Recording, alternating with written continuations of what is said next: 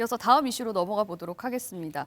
국민의힘의 태영호 최고위원이 이른바 공천 개입 의혹과 관련한 녹취가 공개되면서 파문이 일고 있는데요. 관련해서 영상 먼저 보시고 이슈 짚어보도록 하겠습니다. 공천에 대해 걱정하는 보좌진을 안심시키고 최고위원으로서의 활동 중심을 윤석열 정부의 성공에 전념하도록 독려하는 차원에서 나온 발언을 회의 참석자 중 누군가가 녹음하여 불순한 의도로 유출한 것입니다. 앞으로 저를 정치권에서 퇴출시키려는 태영호 죽이기는 더욱 거세질 것입니다. 그러나 저는 절대 굴복하지 않을 것입니다. 집단 린치라고 표현하신 부분에 대해서는 언론 보도를 보고 많은 분들이 공감할 수 있겠는가 하는 생각이 들었습니다. 그러면 사실 거짓말을 하신 거다 이런 책임이 좀 있지 않냐 이런 시각도 있거든요. 본인이 있지 않은 말을 함으로써 결국은 이제 문제가 생긴 거잖아요. 네, 이 녹취 내용이 뭐냐면요. 대통령실의 이진복 정무수석이 공천 문제를 거론하면서 한일 관계 옹호 발언을 해달라라고 했다는 내용이 태 최고위원의 음성 녹취가 이제 공개가 된 건데요. 태영호 최고위원 그리고 이진복 정무수석 모두 다 사실이 아니라고 부인을 하고 있는 상황입니다. 김은남 의원님, 네. 지금 녹취가 나온 상황이기는 한데 그렇다면 태 의원이 이게 사실이 아니라면 이제 본인의 보좌관한테 거짓말을 했다라는 셈이 되는 건데 설명을 하기로는 공천에 대해서 불안해하니까 그 불안함을 좀 잠식시키려고 이렇게 얘기할 수밖에 없었다라는 거잖아요. 이 해명을 어떻게 들어야 될까요? 그 해명 자체가 대단히 부적절하죠. 그러니까 보좌진들이 내년 총선을 앞두고 보좌진들이 모시고 있는 태영호 의원이 공천을 받을 수 있겠느냐 네. 이런 걱정을 한다고 해서 그걸 안심시키는 목적으로 그럼 없는 사실을 만들어서 대통령실을 팔았다는 얘기밖에 안 되는 거잖아요. 네. 본인 해명에 의하더라도. 그렇게 네. 되면 대통령실을 음해하게 된 건가요? 대통령실에서는 그렇게 받아들일 수도 있을 것 같아요. 아니 결과적으로는 그렇게 되는 것이죠. 그러니까 이진복 정무수석이 공천 관련한 언급을 전혀 안 했는데 네. 태영호 의원이 자기 방에 보좌진들에게 설명을 하면서 야 내가 이렇게 열심히 하면 공천 걱정하지 말라는 취지로 얘기가 있었다라고 그 거짓말을 지어내서 했다면 네. 완전히 대통령실을 결과적으로는 없는 사실로 음해한 것밖에 안 되는 것이고 네. 저는 이해가 안 되는 게 아니 태영호 의원이 그런 의도로 그 거짓말을 했더라도 그 내용 자체가 어떤 정치인으로서 현역 국회의원으로서 본인의 자격 없음을 드러내는 거 아닌가요? 아니 공천이 걱정된다고 그러면 대통령실의 참모 얘기대로 하면 내가 공천 받을 수 있다는 취지로 얘기를 한다는 그 발상 자체가 좀 대단히 네. 기본적인 자질의 의심을 품지 않을 수 없는 내용이라고 생각이 되고 태영호 의원께서는 본인에 대해서 뭐 집단 린치를 한다, 자기를 쫓아내려고 하는 세력이 있다라고 주장을 하는데 그거보다 본인의 해명대로 그런 없는 말을 지어내서 했다면 과연 본인이 정치인으로서 자질이 있는지를 좀 스스로 자문자답을 해보시길 바랍니다. 네. 만약에 김용남 의원님께서 설명을 해주신 것처럼 이게 대통령실 그리고 정무수석실까지 이용을 해서 끌어들여서 거짓말을 한 셈이라면 그쪽 입장에선 굉장히 불쾌해야 되는 상황인데 이진복 정무수석은 태영호 위원이 사과를 했으니까 받아줬다. 이제 이런 입장 아니겠습니까? 이 부분은 어떻게 보세요? 그 부분이 국민들이 납득이 안 되는 거예요. 그러니까 대통령실이 이제까지 당무에 한 번도 개입한 적이 없냐? 그렇지 않거든요. 국민들이 보고 들은 게 있습니다. 네. 지난 전당대회 때 나경원 전 대표나 아니면은 안철수 전 대표를 사실상 찍어 누른 게 누굽니까? 네. 대통령실에서 찍어 눌렀어요. 그걸 국민들이 다 눈으로 두고 봤다고요. 근데 이제 와서 태영호의 거짓말이다. 그러면 안철수 전 대표가 전당대회 나왔을 때 한마디 했다고 네. 입 잘못 열리면은 큰일 나는 것처럼 얘기했잖아요. 네. 어떻게 대통령실을 끌어들이느냐 이러면서 그 전에 비서관들, 행정관들 다 자르고 난리가 난 적이 있었습니다. 네. 그럼 최고위원이 대통령을 끌어들이는 그것도 위법 사항에 대해서 대통령이나 청와대의 위법 사항을 갖다가 얘기한 건데 네. 그러면 지금 대통령실 발칵 뒤집혀야 돼요. 그런데 지금 침묵하고 사과했으니까 됐다? 이건 말이 안 되는 얘기죠. 네. 그러니까 국민들이 해명을 갖다가 믿지 않는 거예요. 보고 들은 게 있으니까. 그런 점에 있어서 이게 또 이게 그냥 문제가 아니지 않습니까? 네. 국민의힘은 지난 20년 동안 네. 공천학살의 트라우마가 이 DNA에 너무 깊이 박혀 있어요. 친박 네. 공천학살, 친이 공천학살. 사실은 이번 전당대회가 주목받았던 이유도 검사 출신들이 대거 공천받을 거다라고 하는 이야기가 있었기 때문에 네. 이 얘기가 더 주목받는 거 아닙니까? 그런데 해명이 아무래도 이렇게 뭐 깔끔하게 끝날 것 같지는 않습니다. 네. 그래서 지금 대통령실은 비교적 좀 잠잠한 편인데 당에선 빨리 이 당무 윤리위원회 개최해갖고 태영호 의원이 그동안 했었던 여러 가지 논란의 발언들과 함께 이번 녹취 사태까지 묶어서 징계를 해야 한다라고 해서 당무위원회가 개최된다고 하죠. 윤리위원회가.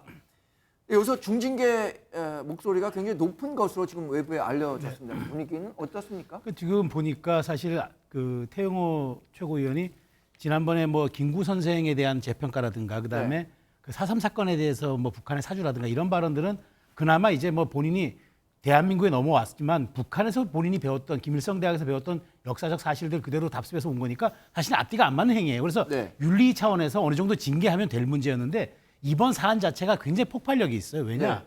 공천이라는 내관이 하나 수면 위로 올라온 겁니다. 그러니까 지금 총선이 1년 남은 상황에서 당내에서는 공천 지금은 대통령의 국정 성과가 우선이고 공천은 아직은 다음 문제 원팀으로 가서 추후의 문제라고 얘기하는 이 와중에 공천이라는 아주 민감한 문제가 뇌관이 솟아오르는 거죠.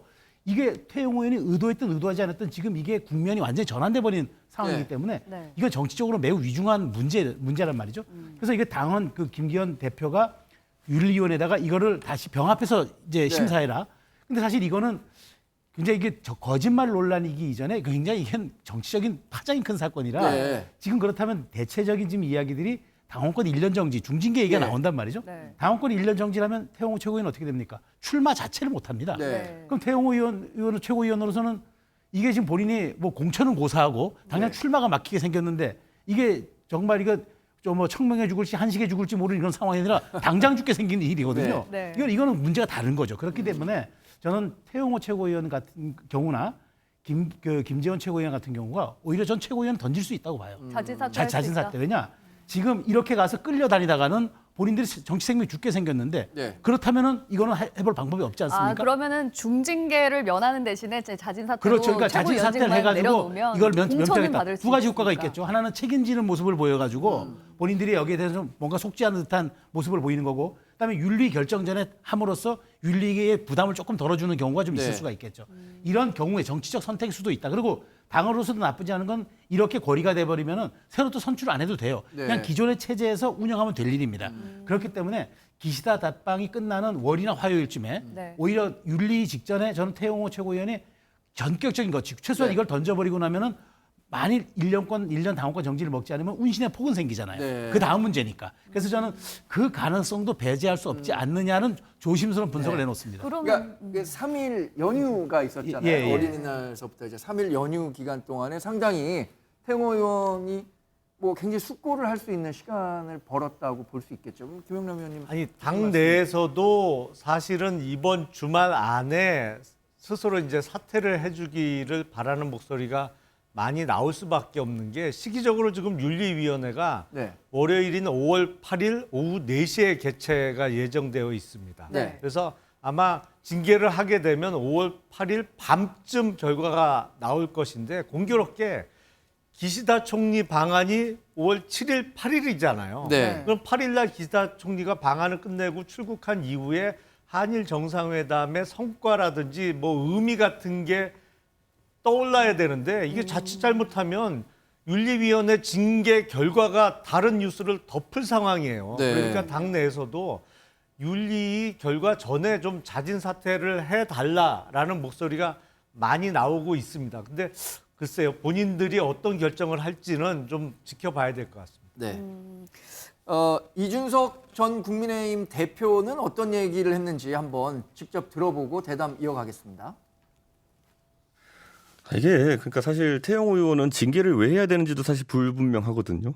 태영호 의원이 4.3 발언하고 선관위에서는 간단한 경고 정도만 줬어요. 주의 정도만. 그래 당 선관위에서는 네, 이제는 출마 불가능한 정도의 징계를 때리겠다라고 하는 거는 그럼 애초에 그런 4.3 발언 같은 거 할 때 왜 그러면 가벼운 경징계 정도로 경고 정도로 끝냈냐라는 말이 나올 수밖에 없는 것이고 그럼 4.3 발언 때는 경고였는데 지금은 또 지금 JMS 같은 경우는 오히려 이제 어떤 집단 모욕보다는 말실수에 가까운 건데 그런 거에는 또 그러면 중징계를 때려야 되느냐 네, 이런 것들 그리고 그러면 이번에 보좌진 그 녹취를 유출한 부분에 대해 가지고는 태영호 의원이 잘못한 것이냐 이진복 수석이 잘못한 것이냐 그러니까 뭘 갖고 징계한지는 불명한 상황이거든요. 네, 지금 이준석 전 국민의힘 대표 얘기를 들어봤는데 공교롭게도 국민의힘 윤리위원회에서 가장 최근에 징계를 받은 사람이 이준석 전 대표예요. 그때 1년 당원권 정지, 상당히 중징계죠. 받았었는데 그때 사안과 지금 사안, 이 사안의 경중이라는 게 있잖아요. 뭐 여러 가지 의견들이 있을 텐데 박 교수님은 오랜 정치 학자로서 어떻게 평가하십니까? 지금 이준석 전 대표의 이야기를 듣고 나니까 네. 그 당시에 이준석 왜 1년 징계나 했지? 그래서 돌이켜 보면 소위 말하면은 당 대표의 부적절한 뭐 행동, 뭐 과거지만은 뭐 이런 것으로 소문이 난 것 자체가 문제다. 또 하나는 양두구역이라는 그렇죠. 그런 말이 표현을 화제가 통해 되면서, 가지고 네. 뭐 한 게 문제다였어요. 그런데 지금 뭐 태영호 의원의 해명이 사실이라면 네. 이거는 이준석 대표의 그 당시의 논란보다 더 큰 문제거든요. 사실이라는 것은 태용호 의원이 거짓말을 했다는 거짓말했다면 거죠? 예. 왜냐하면 대통령실을 갖다가 범법자로 만든 거예요. 네. 범법자로 만든 거짓말을 한 겁니다. 그러면 이건 대통령실이 발칵 뒤집혀야 될 일. 네. 아니 대통령이 야당 대표도 기소됐다고 안 만나는 판인데 당내에서 대통령실을 갖다가 범법자로 만드는 거짓말을 해요? 있을 수 없는 일이죠. 그렇다면은 이게 지금 초유의 정말 대단한 일이 돼야 되는데 네. 대통령실에서 사과받고 그냥 조용히 넘어간단 말이에요. 이게 지금 말이 되느냐. 그래서 국민들이 정말로 이게 거짓말일까라고 하는 지금 의문을 갖는 거죠. 언론도 의문을 갖고. 네.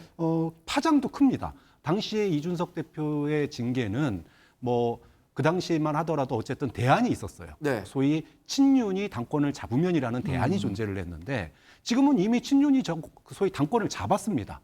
당권을 잡고 모든 게 일사불란하게 소위 지금 친윤 주도로 가고 있는 상황에서도 지지율은 오르지 않고 당은 여전히 1년이 지났는데도 징계의 전국에서 빠져나오지를 못해요. 이렇게 놓고 본다면 네. 정말로 이준석만 소위 아웃시키면은 아무 네. 문제 없었느냐, 뭔가 본질적인 문제를 놓치고 있는 거 아니냐라고 하는 의문을 네. 제기할 수밖에 없는 거죠. 네. 또 하나 궁금한 거를 우리 김용남 의원께 좀 여쭐게요. 이게 사실 공천이라는 문제 때문에 이번 사단이 난 거잖아요. 실제로 다음 공천을 두고 국민의힘의 몇몇 의원들, 아니 대다수 의원들이 상당한 경계심을 갖고 있다, 긴장하고 있다 이런 얘기가 들리는데 분위기가 어떻습니까, 실제? 뭐 국회의원뿐만 아니라 총선에 출마하고자 하는 사람들은 여당일 때도 그렇고 야당일 때도 그렇고 일단 관심사는 공천일 수밖에 그렇죠. 없죠. 예. 그러니까 그게 뭐 대통령실이 주도를 하느냐 아니면 야당 시절에 당대표가 주도를 하느냐 항상 공천은 1차 관심사일 수밖에 없습니다. 근데 글쎄 우리가 이제 지난 몇 번의 공천을 국민의힘 입장에서는 네. 성적표가 대단히 안 좋았습니다. 네. 근데 성적표가 대단히 안 좋은 가장 대표적인 이유가 첫 번째가 공천 파동 아니면 네. 공천을 잘못해서거든요. 근데 지금 윤석열 정부가 이제 출범을 해서 만 1년이 다 돼 갑니다만 지금 하고자 하는 일을 제대로 한 게 없잖아요. 할 수가 없었죠. 왜냐하면 국회 의석 구조가 180대 115로 네. 뭐 절대 열세인 상황에서 앞에 초반에 2년은 여소야대 국면이기 때문에 어쩔 수 없겠지만 네. 후반 3년을 제대로 일하고자 한다면 내년 총선을 이겨야 된다는 것은 뭐 너무나도 당연한 절대 과제인데 네. 총선을 이기는 가장 확실한 방법이 우선은 공천 잘하는 겁니다. 근데 예. 그거를 과거에 몇 번 실패했던 총선처럼 대통령실이 뭐 개입하는 장면을 드러내서 그렇게 총선을 예. 망가뜨리겠느냐. 근데 이제 국회의원들이 가장 공천에 대해서 걱정을 하는 가장 큰 이유는 본인에 대한 경쟁력에 자신이 없기 때문 아닌가 싶어요. 네. 네, 알겠습니다.